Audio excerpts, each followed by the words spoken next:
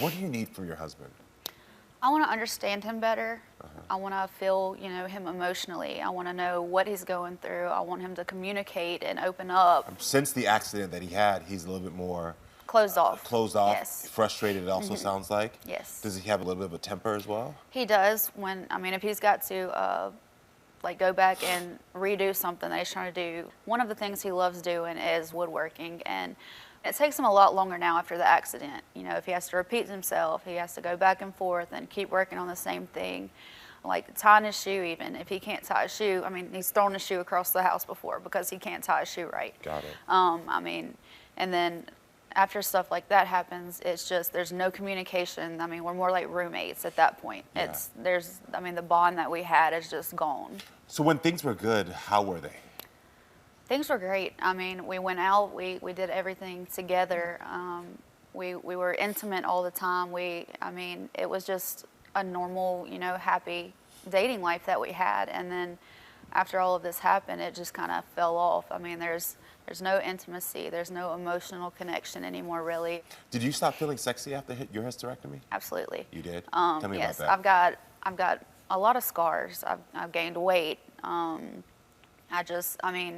don't even look at myself in the mirror anymore. I feel disgusted with myself. I feel like everything was kind of ripped from me. Yeah. Everything that made you a woman has been taken from you. Yeah, I understand that. Do you express that to him, how you're feeling? I do. I wish to, see a little more out of it. And when was the last time you went on a date night or just focused on each other with nothing else? It's probably been a year. A year? It's been a very long time. I think it's time that we hear from your husband, Aaron. Please, everyone, welcome Aaron to the show.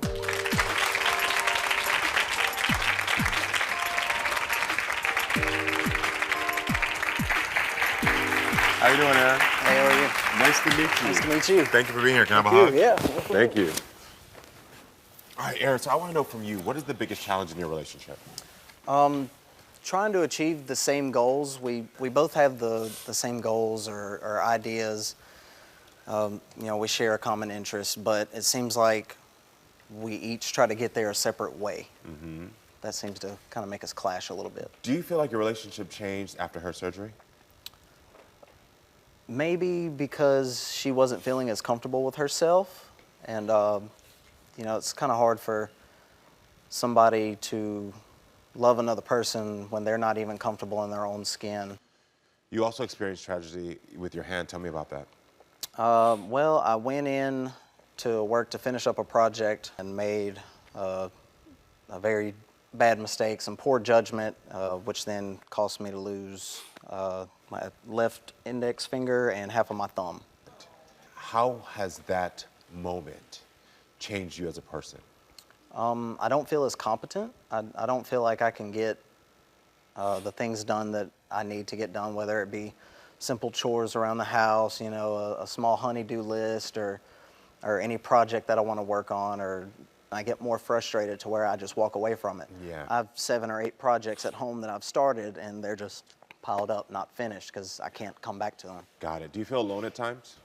I do, because I feel that as much as I've gone through, just in the past 3-4 years alone, I've lost 3, 4, 5 different important people in my life leading up to my accident. So it seemed like every time that I try to pick myself up from the first incident, I was getting knocked down with something else. Got it. And she never could, I guess, necessarily relate, because she hasn't had an important person in her life that was really close to her be taken from her. Are you afraid of losing your wife? I'm afraid that we can't get back to who we were in the beginning. It might be a difficult question for you. Are you still attracted to your wife? Absolutely. Tell her. I'm very attracted to you. I've told you that many times. Yeah. Even though she doesn't feel comfortable in her own body, and I understand it takes self-love to be able to express that love with others. Yeah. But I tell you constantly, especially when you're feeling down on yourself, that it doesn't matter what you look like or how you feel, that as long as you let me in, I'm there. And I will always love you and find you attractive. When he says that, what does that do for you? It makes me feel good, but I guess with not being able to love myself, I can't really, I guess, show appreciation for that because I'm still struggling with it myself. I mean, I appreciate you. I appreciate the compliments. They do make me feel very good. I'm trying to work on myself and be able to love myself completely, which is, it's very hard. Like, I know that you wanted to have more kids. You know, that was taken away from me. We have a beautiful daughter together. She's 3 years old. So we did get to have her, but I know deep down you wanted to have She's more adorable. Yeah, I make a pretty kid. She's adorable. She's but I know deep down that he wanted to have more kids as well. So that's guilt. That's guilt that you're experiencing. Do you feel like your wife has deprived you of more kids? No, because she didn't necessarily choose to have a hysterectomy. I mean, it was suggested by the doctors. Of course, she signed off on it and agreed. But you're not blaming your wife for having more kids. No, because it had to be done because if her health declines and she wouldn't be here, then our kids wouldn't have a mother. Yes. I want you to hear that. Receive that. Your husband just said to you, you don't have to have any guilt about not giving me more kids because your life was more important than some future child. Right. Did you hear that? When you hear your husband say that you can release that guilt, what does that make you feel like? Like I can breathe, I guess. It's been hard for me to I mean, I still struggle daily with trying to comprehend it. I blame myself every day. Of course, of course. Even though I didn't, ask for these things to happen to me, it still, it happened to me.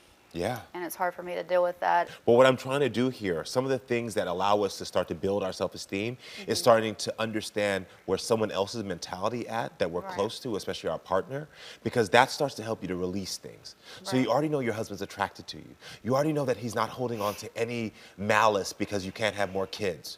So what should be happening now, as you're starting to go, you're going to start working on yourself, you can remind yourself that, oh, my man is attracted to me. I know I got to work on me.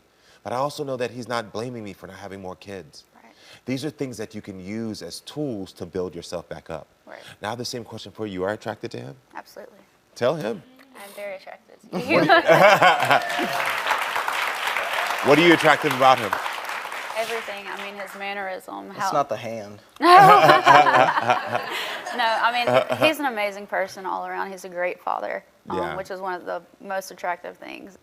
Well, how does it make you feel to hear your wife say she's attracted to you? Well, it's good to hear. Do you hear it often?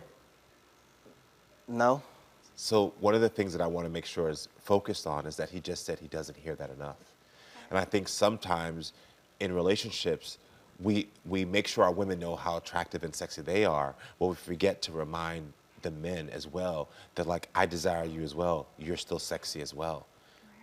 And I think with both of you going through something where your body's changed, both of you have to remind yourselves of that a lot more. And so what I want to suggest to you all is that you all support each other in grieving where you're at now. You know, one of the things that you said is we can't get back to the beginning. That's somebody who's always going to be sort of like, oh, I mean, I'm yearning for when things were the same. I'm yearning for things when things were how we knew them to be, when things were familiar. And part of that grieving process is realizing that, yes, it's gone, but there's new things that will grow. There's new things that will strengthen. There's new things that will happen for you as a couple that you can focus on. You have to grieve that. Have you all taken the time to help him grieve the loss of his fingers and you grieve the loss of things in her body? Have you taken that time? Not the way that we should, yeah. Do you know how to do that? I don't really know where to begin because I'm usually the type of person that just stashes it away and I'll deal with it when I get to it, or I That's because you're avoiding the grievance. You're avoiding the grieving. I'd rather avoid the problem than deal with it head on because I don't want it to become a nuisance for her to have to take on more than, taking care of our children or taking care of herself. It's not going to be a nuisance. It's actually going to help you all become better parents and better partners. Let's take a moment to grieve what you're feeling about your body. That's where the healing actually is going to start to begin with you all. You get it? Yeah. Can you look at your partner and say, I'm going to help you grieve more? I'm going to help you grieve more. And I'm going to help you grieve. We just got to get better at communicating that to each other, because otherwise I bottle everything up and I get frustrated and I shut myself outside working on a new project that I'll probably never finish. So now the second thing, I'm glad you just said that. The second thing is the language you all are using about the new place you are in life. See, part of the grieving and part of the language is going together, and it's keeping y'all distant and it's keeping y'all hurting. So when you say things constantly like, well, I'm gonna start projects that I'm never gonna finish, that's first of all, you comparing yourself to your old life. Yeah. And I've said this a million times, comparison is a thief of joy. So you steal your joy every time you say, well, you know what, the old me can't get it. Yeah. You gotta watch the language you say. Language is so important in how we see ourselves and how our lives actually blossom and grow. So you have to stop saying to yourself, you know what, I'm retreating and I'm gonna do something that I'm never gonna fulfill. Give yourself patience. The man you used to be is still here, but now this man has to take a little bit longer, and that's okay. I feel like if I'm taking longer, though, that it's holding her back. Is that holding you back? It's not. Tell him. It's not holding me back at all. See, the more you communicate and grieve together, you'll start to realize that thing. You're not holding her back. You're not holding her back, she's not holding you back. Y'all are actually really supportive and loving to each other. This is actually a really healthy relationship. I'm gonna give y'all a little bit of a tip. This is what y'all gonna use when y'all get home. So when you start feeling frustrated, you're gonna say to yourself, I'm gonna be patient with myself. When you start to feel frustrated, you're gonna say, I'm gonna be patient with myself. And then you're gonna come to your partner and say, baby, right now, I need to grieve. And you're gonna say, what does grieving look like right now? That's where you get to say, it's just me venting, or me just us being silent, or you just hearing me, or maybe I do need advice. So you now have a clear process that will allow you to communicate better, okay? Right. So what are you gonna say to each other when you're feeling frustrated? When you're about your own body, what are you gonna say? That I feel I'm grieving myself. Yeah. And I need help, and I need to be patient. Yes, I need to be patient. Use the word patience and grieving. Those are y'all two key words. Patience and grieving. Right. I'm going to be patient with myself. I'm going to be patient with my partner, and we're going to grieve this loss together. Right. You got it? You understand? Now, one other thing that I want y'all to do, and this is a big one. My producers told me this, and I'm just put it out here because y'all told my producers, and they told me this when I was walking out here. They said, y'all haven't had sex in 5 months. It's been a while. Stop practicing that. Stop it right now. Stop it. Stop it. Stop it. Hold up. Where are you going? I know you want to watch more Karamo, so click here to subscribe and click here to watch more so we can keep talking and growing, friends. I love you.